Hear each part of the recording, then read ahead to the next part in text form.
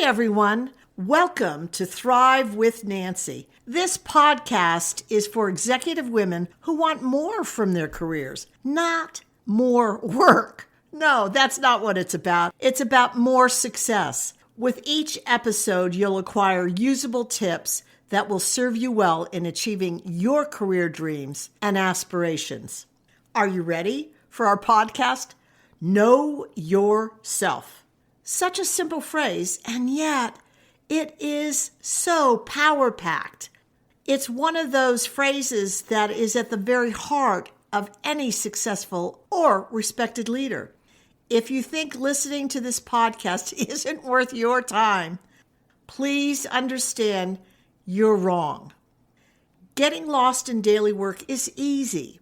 What isn't is stepping outside of your fast-paced rhythm of work to move into self-exploration. Yet if you intend to generate, a career with legs, nothing less will do. Why? Well, it's easy. Because research from Tasha Eurich found self-aware leaders are more confident and more creative. Nothing wrong with that, is there? And it gets even better. Listen to this. It turns out they make sounder decisions, build stronger relationships, and communicate more effectively. Is it any wonder companies are searching for self-aware senior leaders for their organizations? How do you stack up? Well, if you believe you excel, you might want to recalibrate a bit. Eurich found that only 10% to 15%, hear that, only 10 to 15% of the people in her study were self-aware. Hey, that's shocking. And while women came out with slightly higher self-awareness scores, it isn't anything to brag about. These results make the topic one that any executive woman who is committed to learning and growing and thriving in her career has to explore. To hammer this home, according to Korn Ferry International, top financial performing companies tend to have employees with higher levels of self-awareness than those poorly performing companies do. So, with these studies ringing in your ears, let's unpack the topic. You now recognize the benefits and realize you're probably not as self-aware as you thought. Ready to jump in with both feet? Perhaps straight away you slate on your calendar a long contemplating your navel session where you dig deep into self at your quiet getaway cabin. That may seem like common sense, but it isn't. In truth, the primary roadblock to self-awareness is you, and that's with a big, fat, capital Y-O-U. It turns out humans' introspection, more often than not, include our own biases. Little things like, are you a tough grader so you only see the unproductive, undesirable in yourself? Or do you lean more in the other direction, where more often than not you view yourself as the heroine of every storyline, who never stumbles and perceives others as the chronic problem? Or do you tightly clutch your already knowing ideas to the exclusion of concepts contrary to your interpretation of the world? Those who approach self-awareness exploration with any of these biases, which is most of us, since we all have bits and pieces of each of these viewpoints and more besides inside of us. So any of us who approach self-awareness holding on to any of these biases have to understand you're assured to experience less satisfaction with your inaccurate sense of self than those who take some of the clues out of today's podcast. So isn't that enticing to continue? This journey is more complicated than one might suppose. So let's drill into provable approaches that will lead your being a self-aware leader ready to fully reap all the rewards for yourself. Career retrospection has 3 exploration considerations. the past, the present, and the future. How do you explore these 3 seasons to get the most out of your time as you uncover the leader within? I must confess, many of my clients consider launching their journey with the big why question. This is guaranteed to have you stuck in finger-pointing, blame attachment stories that rarely lead to the aha moments that will unlock your pathway to success. I far prefer starting out on the journey with what questions. Now it's time to investigate your past through the lens of learning.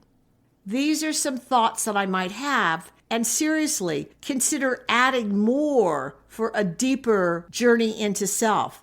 But to start the process, how about what career activities am I proud of and want more of in my future? What are my strengths and what do I do right? What lessons have I learned that have made me the person I am? Soak yourself in the greatness of who you have been, and that is what generated your past success.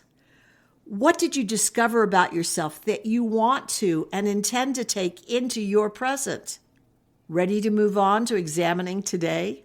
You have to know the position you hold right now was at one point nothing more than a dream in your heart, just like you're dreaming about your future 3 years down the road or 5 years down the road.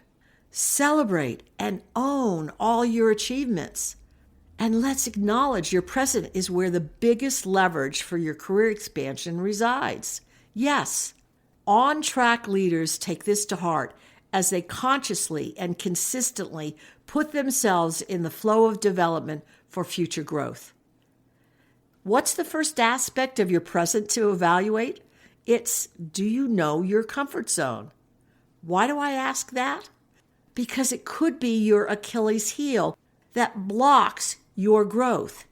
Yes, I recognize this is often a well-honed expertise or skill that was why you were hired by your company in the first place. Yes, it has gained you career recognition and acclaim. But the truth is that holding on to comfort expertise or skills may restrict your growth for your rise in the organization. Your comfort, though having you feel good about yourself, may not be yours any longer and should be handed off to someone lower on the org chart. Instead of staying comfortable, the key to success is paying committed attention to the skills, behaviors, and attitudes that are new to you and essential for your next level of success. Your future rests on how uncomfortable you can be in taking on the new challenges facing you. It necessitates both an inside-out honesty with yourself, balanced with the external perception others have of you. You see, self-awareness is a core competency for you having a bright future. It's about seeing yourself accurately, and it's about preparing yourself for the future you. What do you intend to take on newly for your future? By when will you begin the journey? Minimal forward movement occurs without a plan. What is your plan of action? Can you see how every development step you take requires identifying and following golden threads to your future? After all, you don't want to end up in a job you can't stand or bores you to death. That happens when you let others design your career instead of taking hold of the reins yourself. Top of mind always has to be having an eye on your tomorrow aspirations as you work in the present. Vision is never intended to be static. You have to understand that. Yes, it's a goal you're working toward, and your future shifts to fit the new you as you grow.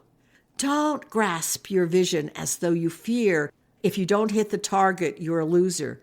That isn't the purpose of career strategy. Changing direction is what a thriving career is all about. I know we spent the bulk of this podcast focusing on your internal assessment. There is one additional tidbit worth noting. We've already established that as humans, we're rarely rational about ourselves, nor are our judgments without biases. What adds weight to your level of self-awareness is receiving feedback from people who have your best interest at heart. Have you cultivated a community of truth tellers? Such relationships guarantee your strategic, directed career growth. And adding weight to this information, companies are more focused on profitability development issues than on an executive's individual growth trajectory. I know this sounds cynical. However, it is the reality of your business environment. This truth means your career future development is based primarily on what the company sees as their tomorrow needs, rather than the desire of your heart and for them to partner with you along those lines. With this being in play, it certainly necessitates that you have a cadre of your own peeps interested in you and your future. Since self-awareness is crucial to your career future, are you planning on reevaluating any of your practices? What are you choosing to employ moving forward? Do you see how flowing through your career, past, present, and future, gives you a handle on who you are and who you want to be? Are you prepared to know yourself at a whole new level, to boost yourself to the career of your dreams? I know this may sound cocky, but I can't imagine you didn't receive value from this podcast. I'd appreciate that you pass it along to your friends and peers so they can benefit too. Thanks, I value you. Oh, and by the way, if you're looking for more help, I'd love for you to check out the Your Strategic Edge program. You can partner with me, a truth teller who has aided thousands of men and women in unlocking secrets for expanding their careers. I can do this for you too. Together, we explore diverse ways to bring possibility into being for you to realize your professional aspirations. Check out www.thrivewithnancy.com/executive/. I'd be delighted to support you. Remember, no one ever makes it to the top or even arrives at their next destination alone. I'm thrilled you've listened to the Thrive with Nancy podcast. My intention is to offer quick tips designed for you to apply right away, ones that will boost your career immediately. I bet you're already considering ways to implement these new ideas. Perfect. Now, if you do me a favor, pass the podcast link on to those who will benefit, your friends and coworkers. Thanks so much.